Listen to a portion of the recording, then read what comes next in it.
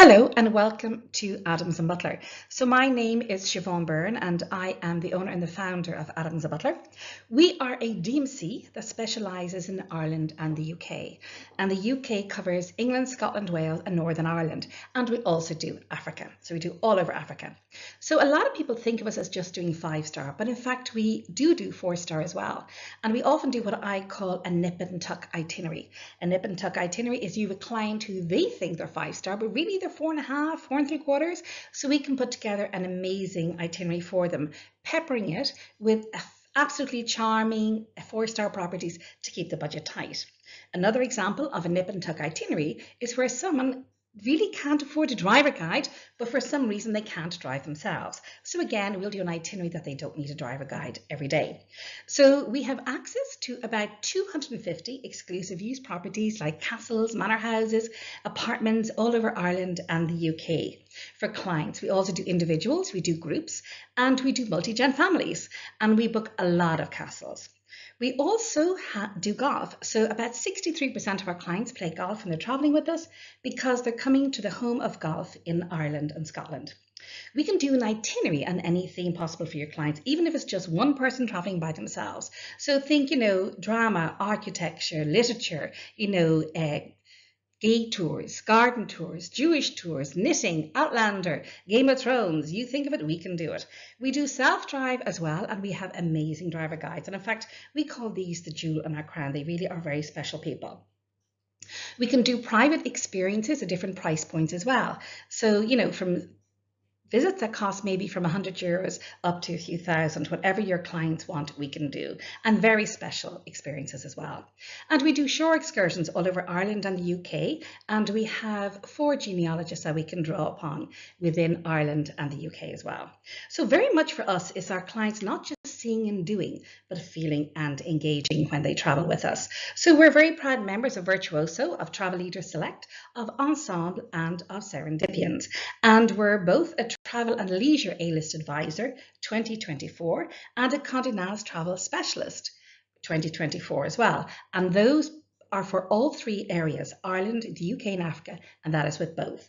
And often we win many awards for sustainability because we try and spread the love and have clients travelling all over Ireland and the UK, and especially off the beaten track, and bringing, a bit of business to, local communities and local economies, not just in Africa, but all over Ireland and the UK as well. And we're also a member of ATA, which is the Association for Travel Advisors who are involved in selling Africa and in suppliers of African products as well. So very much important for us is that clients engage with locals, they go off the beaten track, and they have those immersive cultural experiences. So we work with all the hotels I mentioned, but we also work with some 4-star that I also mentioned, who either are charming, fantastic architecture, eccentric owners, brilliant food, etc. And here are some of the rentals that we have access to as well, all over Ireland and the UK. So ranging from large castles to smaller properties, to manor houses. One comes with an 18-hole golf course. So there's something for everyone.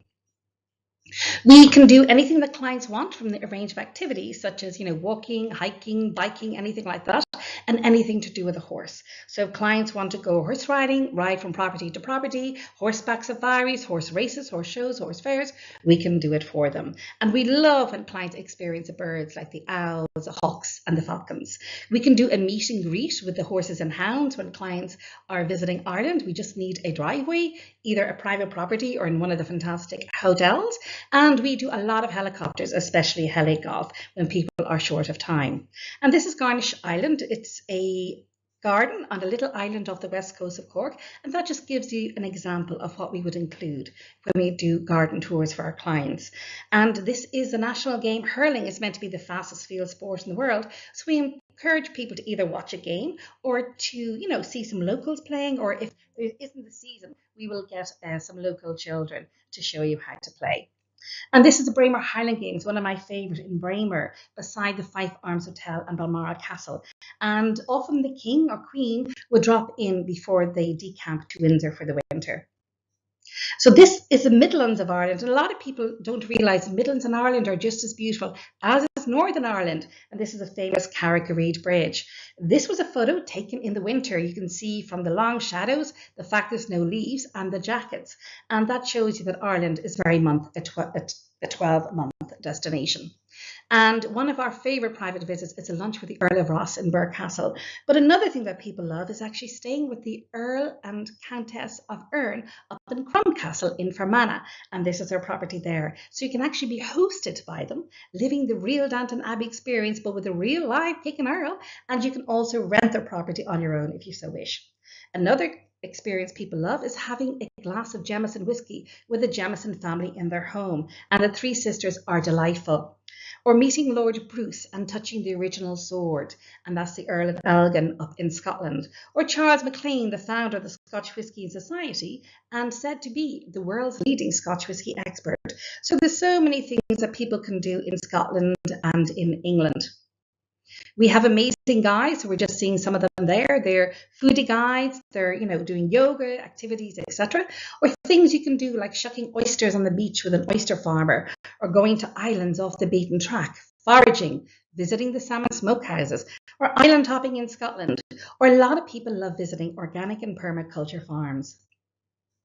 The children can run around, collect the fruit, the vegetables, the eggs, bring them back to the hotel and cook lunch for the parents. Or what about visiting a farm, and especially if you're lactose intolerant, making sheep's ice cream? Or, fly fishing in Scotland, or catching fish, river fishing in Ireland, or going to a private home to learn how to make soda bread, or going to castles that are only accessible by water with pop-up singers, dancers, harpists, foodie trails, farmers markets all over Ireland and the UK, or distilling your own gin with local botanicals, labelling it and bringing it home.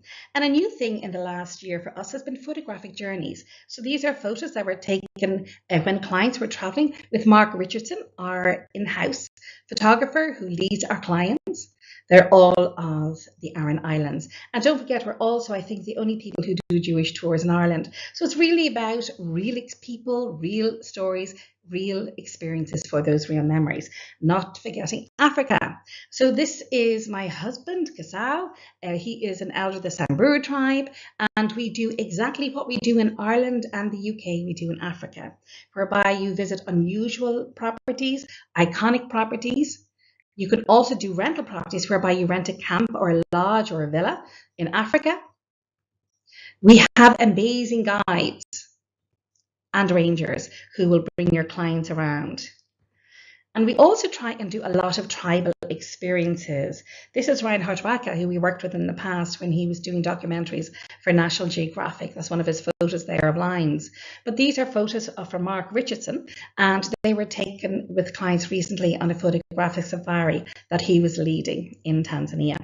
So as I said, it's all those experiences, whether sleeping under the stars or in a hide, or going on a horseback safari, or seeing the annual migration of the wildebeest, one of the natural wonders of the world.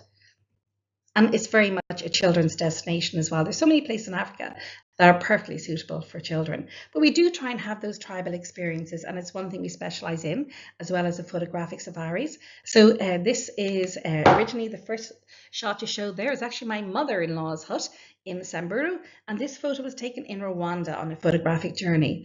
This was from Tanzania with the Tatoga tribe, and it really is a wonderful experience when you actually have that interaction with them, because it's what clients love most when they come back from a trip. It's engaging with people. It's those people memories that last longer than anything else. This is one of the Hadzabe hunter-gatherers, and clients can travel with them out in the morning. They whistle, the bird comes along, and the bird shows them where the honey is in the tree. So then they go and they tap the branch, they get access to the honey. But the first thing they do is give honey to the bird to thank them. And they have a little dance and a little song, and then the bird merrily goes on their way, and then they partake in the honey as well. And this is also another sort of a dating matchmaking ceremony with the Tatogas as well. But then we come back to the Samburu in Kenya. So there's lots of different tribes that you can have those real experiences with all over Africa. So I'm delighted to have introduced you to a little bit of what we do, as I said, in Ireland, in the UK, and in Africa.